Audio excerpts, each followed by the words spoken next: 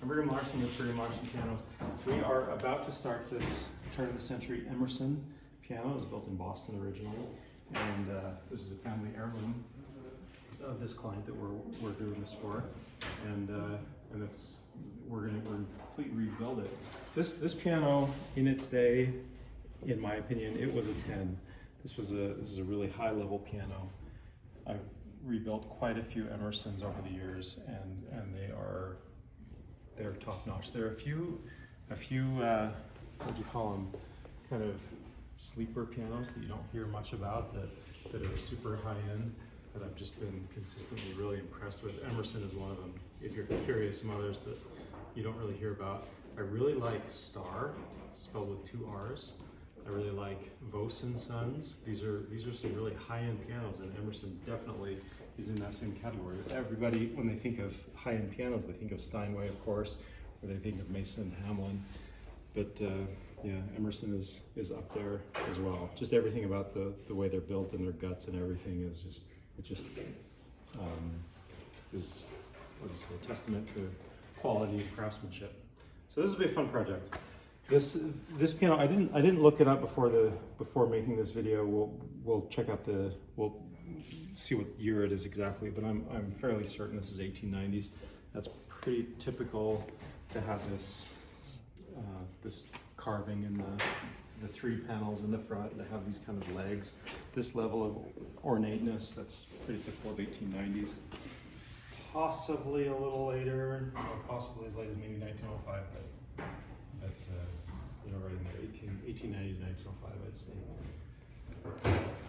I don't think we're going to actually be doing anything. At least currently the plan is to only rebuild the guts. We're going to do a full rebuild of everything, and then she wants the at least for the time being. Maybe she'll change her mind when she sees how beautiful the guts are going to be. For the time being, we're not going to do the finish. So, kind of stuff that we're doing. Here's an upright on its back that happens to be right there. There's right now we're getting the down bearing correct, putting on a new bridge cap. This apron is new, and this bridge is new, and the soundboard had a lot of repair. So that's the kind of stuff we're going to be doing on this one as well. Let's check it out.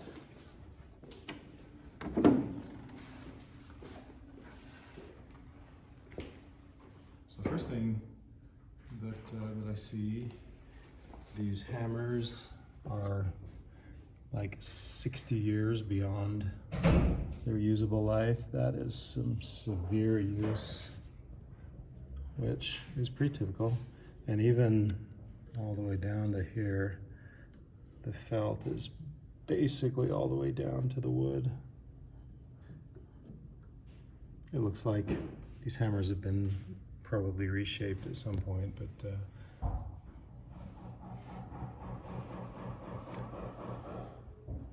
it's, I mean, their life is long past. We'll put on new strings. We're going to redo the plate here, so that plate will look like that other piano that I just showed you a minute ago. We'll polish all these up. New dampers on there, new hammer butts. I'm not sure, I don't know if you can see down here, there's those kind of old style capstans, which actually further bolsters, I guess, my opinion that this is 1890s. I mean, we'll just look up the serial number, it's that easy. But that's more of an 1890s thing to have those rocker capstans, which is really not a great system. It works fine, but it's just more of a hassle to work with, is all. And then I believe we are also going to be leaving these ivories alone. We'll probably clean them up. She did mention something about how this G that is kind of gray in color, because it doesn't have probably linen underneath. It was probably replaced at one point, and very commonly when people put on a new piece of ivory, they don't realize that you're supposed to put linen underneath, which is white. It's a glue embedded linen, and so the glue obviously acts as the glue with the linen as why these are white. And so that kind of grayish, bluish, translucent color is because linen probably wasn't used.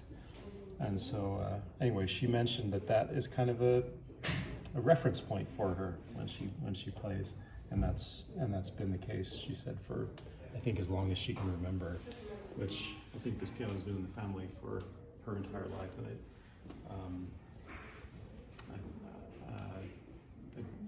I think she might be in her 50s or 60s, something like that. So it's, you know, been in the family for quite a while.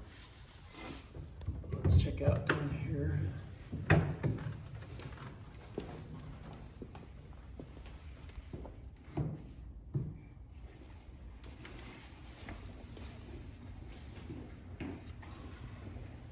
So we'll rebuild all of this, and look how beautiful that is. That's quite the ornate pedal trim. We'll get all of that replated. We've got a replating shop here. We do all the electroplating of everything in-house, which is super cool. Electroplating chemistry is crazy complicated. It's my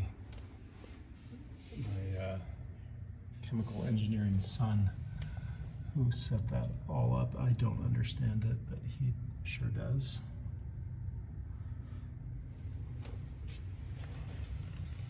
Okay, this piano's gonna be just brand new and beautiful, ready to go for another 100 years when we're done.